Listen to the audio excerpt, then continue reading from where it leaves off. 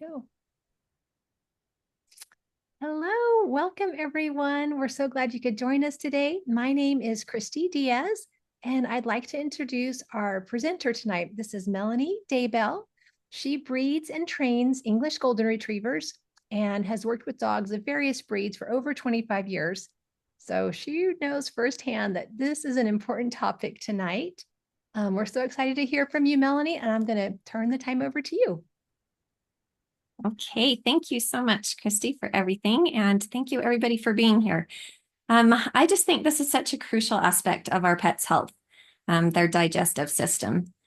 I think of, as a breeder, I think all of us deal with a lot of gastrointestinal issues, and maybe not in our particular kennels, but as we send puppies out, that's always something we're very aware of, is that transition to new places and things. And we all know that some dogs handle that better than others, but just the whole GI issues, they can affect their overall health and happiness of not only the pet, but also the people, definitely. So today we're going to just talk about some of the common digestive problems and how we can help our friends. So, did you know that 70%, when I heard this percentage, I was actually really shocked, but 70% of our pets' immune system is located in their gut. That was so surprising to me because if you think about how many issues we deal with and take the dogs to the vet and cats to the vet and things like that, if we could increase our pets' health by just taking care of their gut health, how much that would save in vet bills and issues we have with our pets. So a healthy digestive system, it's essential for overall well-being. Good gut health means better nutrient absorption, a stronger immune system, and fewer health issues. So we're going to talk about how to improve our pets' gut health. So let's talk about some of the reasons pets can get upset stomachs. So common causes, and you can put these in the chat. I'd love to see some of your thoughts on why your pets get upset stomach, but some can be dietary indiscretion. I like to call it that. That's just a fancy way of saying they ate something they shouldn't. And also put in the chat maybe what your pet's favorite indiscretion is. I will start. I have Goldens, and I have to say socks are their huge indiscretion. So always eating socks. So I'm always watching out for that. But so yes, it would be fun to see what some of your pets eat that they shouldn't. So that is a big cause of upset stomachs. They might get it from eating something they're not used to as well, like when you change foods, things like that. You need to do it slowly so that your dogs can get accustomed to the new food. Also, an imbalance of the good and bad bacteria that can cause an upset stomach in their gut, and this can be caused by stress. We talked last month about anxiety in our pets with Laura, and things like that will cause GI tract issues and an imbalance of the good and bad bacteria. Also, anything like us as breeders know this very well, sending our puppies to their new homes, that's a huge stress to them. And I used to get stress diarrhea. I do not anymore, and I will be sharing a little bit later why that is. I finally feel like I've mastered this thanks to some products I have found. But our females whelping, that's a huge stress on their bodies, and may cause GI tract issues. A change in the routine. If you go on vacation or holidays and people come into the house, new babies, new pets, anything new, anything new could cause anxiety or stress in your pets. So, and also food allergies or sensitivities that can cause stomach issues. I'm liking to see what some of the indiscretions of our dogs are. Favorite golf balls, grass and poop. Yep. Bunny poop. Rocks, Goldens like rocks, labs like rocks, things like that. So yes, kids socks. That's mine's weakness. So, okay. So some of the signs of an upset stomach include eating grass, vomiting, diarrhea or constipation, a loss of appetite and acting lethargic. Your pet may even stretch out kind of abnormally, trying to ease discomfort. I've seen them scratch their stomachs, things like that, that just indicate they might have an upset stomach. And so let's talk about how to prevent that, because prevention is always easier, better than the cure. So if we can move to the next slide. And so prevention, so here are some tips of how you can prevent GI tract issues. So feed your pet a highly digestible food. And how do you know the digestibility of the food? You should be able to call the dog food company and ask. If they can't tell you or won't tell you, maybe it's time that you've searched out an alternative food. I know that I now feed pottery, and it has a minimum digestibility of 84%. And so, and actually they have found that it's as high as 93%. So a very digestible food. So make sure you're using a highly digestible food. Another great way to prevent gastrointestinal issues is to add bone broth to their diet. This helps repair and maintain the gut lining and aids in digestion. It also has anti-inflammatory properties and contributes to the hydration and nutrient absorption in the gut. And my ultimate top way to prevent GI issues, and this is where it comes in, I don't get stress diarrhea in my puppies anymore, is I supplement their diet with probiotics, prebiotics, and a digestive enzyme. And we're going to be talking about the best one I've ever found there. Okay, so introducing our in the probiotics into our pet's diet, it's a great step. So we're going to look at some of the signs that maybe your pet could benefit from probiotics. If they have abnormal bowel movements, such as diarrhea or constipation. And if any of you have followed some of the Facebook pages, any pet Facebook page, it doesn't matter the breed, you will find on there so many people saying their dogs have diarrhea. What should I feed? My dog has diarrhea. What can I do about that? So that's really really prevalent with all pet parents. So yes, a good indication that you could use probiotics. Mackenzie, you're asking about a comparison chart to other kibbles to show where the digestibility falls in relation to pottery. I don't know of a chart, but I'm sure if we put it into support's ear, they're always good to jump on that. So that would be really an interesting chart to see how the different foods compare to pottery's digestibility. I think I heard, but I might be just making up numbers, but I heard that they're more 70 is in the 70 range is the highest digestibility of some of the other foods. So do not quote me on that, but and a good thing it's just going to stay in between us, right? Okay, another indication that maybe probiotics is could help your pet, a gurgly or a gassy gut, indicating an imbalance in the gut bacteria, a regular or consistent poop schedule. So this could be caused if you're not feeding your pup on a regular schedule, but for the most part, if you feed your pup at a regular time, you should be able to know their poop schedule as well, and they should stick to that pretty close. Infections like urinary infections or yeast infections, and yeast infections are normally seen as ear infections or skin infections. And so who knew, that can also indicate gut health problems.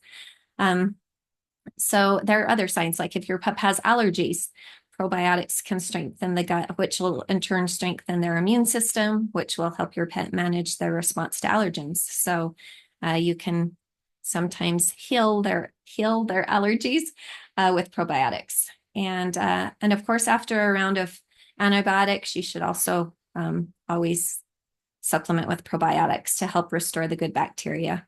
And even if your pet has lower energy or mood and is acting different, that's another indication that they could maybe use probiotics. So let's talk about what probiotics are. So they're a beneficial bacteria that support a healthy gut balance. So they help with digestion, nutrient absorption, reinforcement of the gut lining, and immune function. And you hear so much about even people using probiotics. So of course, it makes sense that it will also help our pets with that as well. Um, Christy, you probably are right, because yes, we don't like to talk bad about other companies, and Patri would maybe, yes, the numbers might be a big surprise to people, so that could be an issue. So, okay, so when you're looking for probiotics, they are not all the same. Make sure that you're choosing high quality probiotics. So some of the probiotics that are out there, they can't survive the acidic environment of the stomach, so that they can get clear down to the lower GI tract. Some can't survive being out in the air. And so you can imagine, before I knew better, I used to buy a great big box of probiotics. I opened the box and it was just in a bag that was not a resealable bag. And I would just scoop out what I needed, and then I'd just put the flaps of the box closed. And so I can imagine by the end of that box, I wasn't really helping my pets very much by using that probiotic. But so look for products that ensure the probiotics can survive and thrive in your pet's gut. And along with the probiotics, there should be prebiotics. The prebiotics feed the probiotics and help keep them living. And also digestive enzymes are helpful, that help your pets digest their food. Prebiotics, they feed good feed the good bacteria. And then also the digestive enzymes, they help digest and break down the food.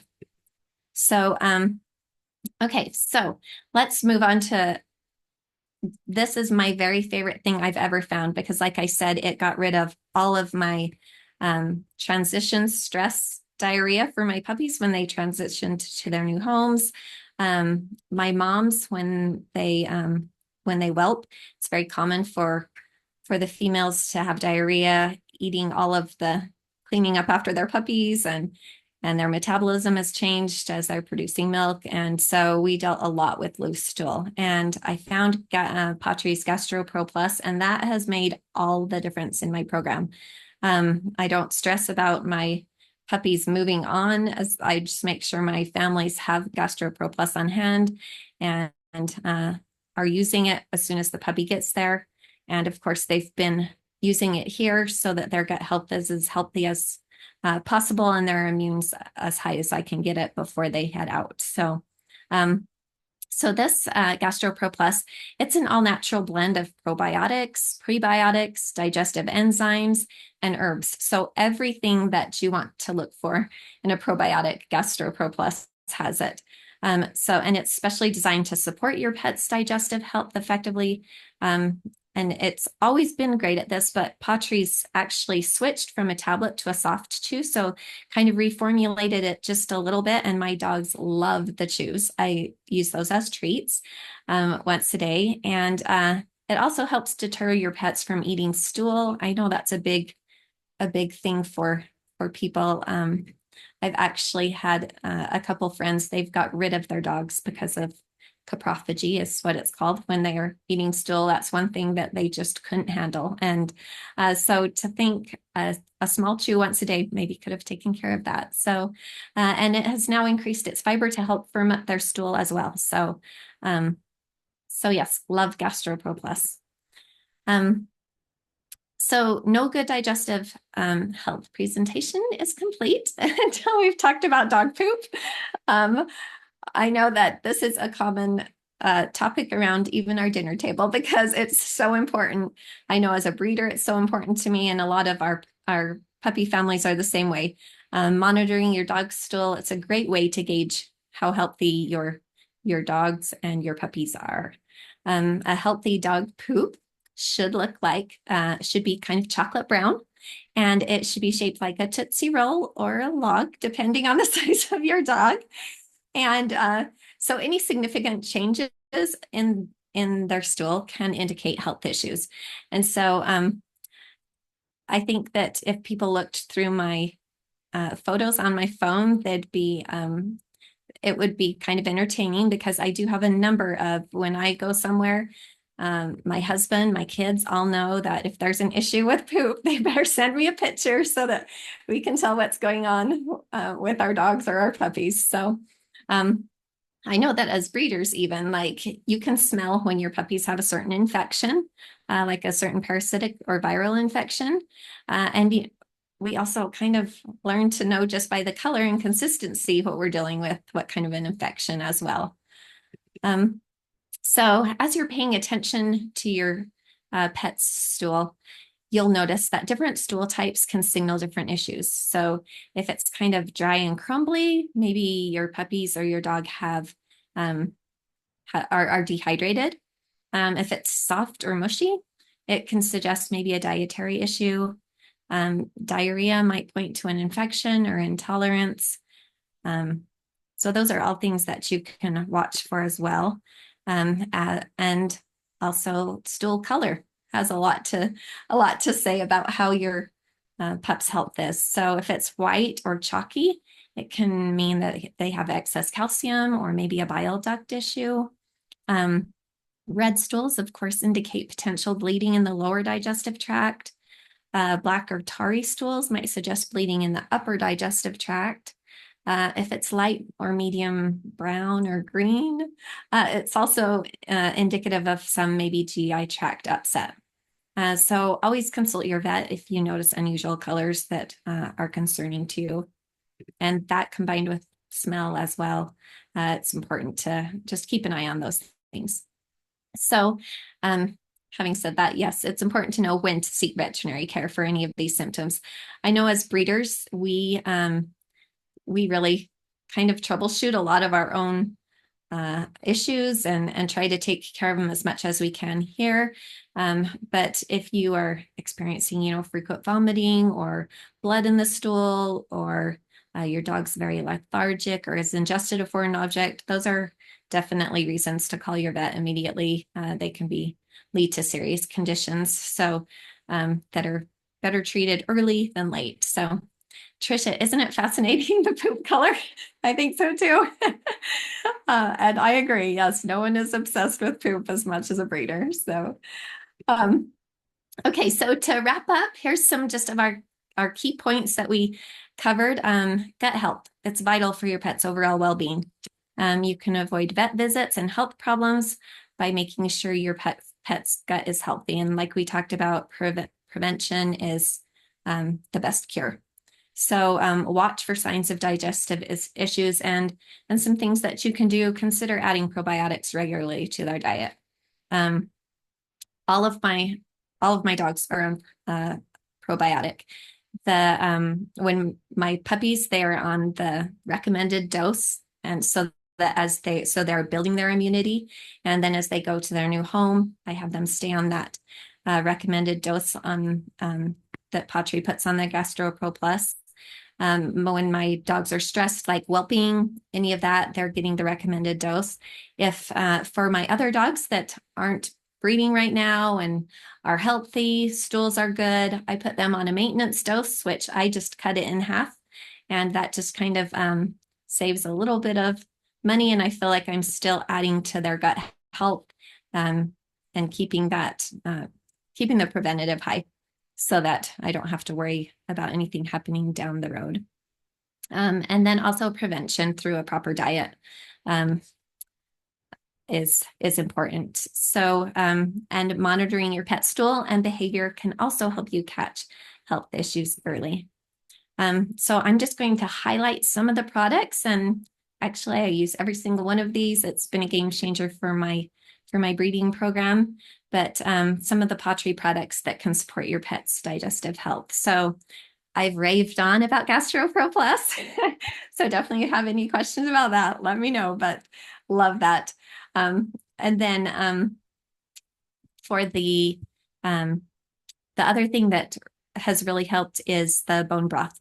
And they have a chicken or a beef, because Goldens can sometimes have allergies to chicken. I always just go with the beef, and either one of them works great. It's gentle. It's also nutritious supplement, and it adds a lot of benefits to the GI tract. And then especially balanced food, which offers nutrition, the omega fatty acids and fiber, which all support gut health, and has a high digestibility, like I said. And pottery is the one I use for that as well, just because they have such a high digestibility. So because you signed up for this class, you will be getting this PDF that's just kind of a review of everything that we covered, kind of a all-in-one cute little printout. These really should be posted more places because it's beautiful and it is so informative. And also a replay of our talk tonight. So yes, are there any questions that I kind of tried to follow along with the chat as we went along? But any questions that anybody has, feel free to ask about any pet's digestive health or the products. And I'm happy to share anything I know. And if I don't know it, I'm sure there's somebody on here who can help answer. Tell me what white chalky poop means again. Okay, so maybe just higher calcium in their diet. So I know that when we feed bones, or sometimes our dogs that go out on hiking with us might find bones and stuff, their poop after they've eaten bones are a lot are white and chalky more when they dry.